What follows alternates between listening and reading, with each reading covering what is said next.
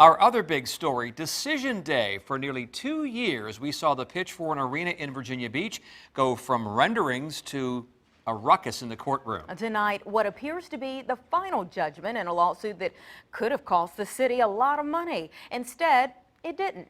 The judge ruled in favor of the city, saying officials acted in good faith. It comes after more than a week of testimony. 10 on your side's Brett Hall has been there for each day of the trial and has more on this big ruling. Brett. Well, the judge ruled that the developer did not have the money to go forward with the construction of the $245 million proposed arena by deadline time. And this comes after already 2 extensions were given by City Council. And of course, you may have remembered the financing changes from a Chinese bank lender, then eventually to JP Morgan. Through all of that, our one question was, what did both sides learn? I'm glad this judge had common sense. Those words said by Virginia Beach Councilman Louis Jones seconds after the ruling came down that finds the city was within its rights when it terminated the agreement with the arena developers in November 2017. I think we did as best we could do with what we had as we were doing it. Today, the judge says he felt sorry for City Attorney Mark Stiles, the one that had to advise City Council on that tough call that came after years of negotiations. My clients really wanted an arena, and we wanted to see that happen too. But I had an obligation not to allow substantial city resources to be committed when on the other side of the table it wasn't clear that there was going to be financing in order to construct an arena.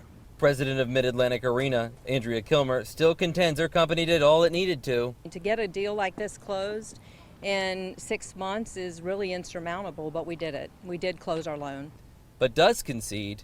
Felt like I probably should have communicated more with my city council members. And while that doesn't guarantee we would have an arena today, Stiles says many lessons can be learned as more public-private partnerships come the city's way. We'll certainly go back and post-mortem this case and see if there are things that we could do better. I think we've got some time to do that, and I'm sure we will.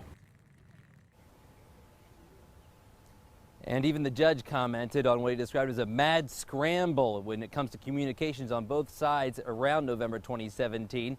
We also, as you saw, had Louis Jones, Councilman Jones, in the courtroom, as well as the time last week he was joined by Councilman John Moss. They both tell me they definitely have new questions they are going to raise before going in to vote on another development agreement. The next one on the table for them would be one to develop the former Dome site. Reporting live outside the Virginia Beach Courthouse, Brett Hall, 10 on your side.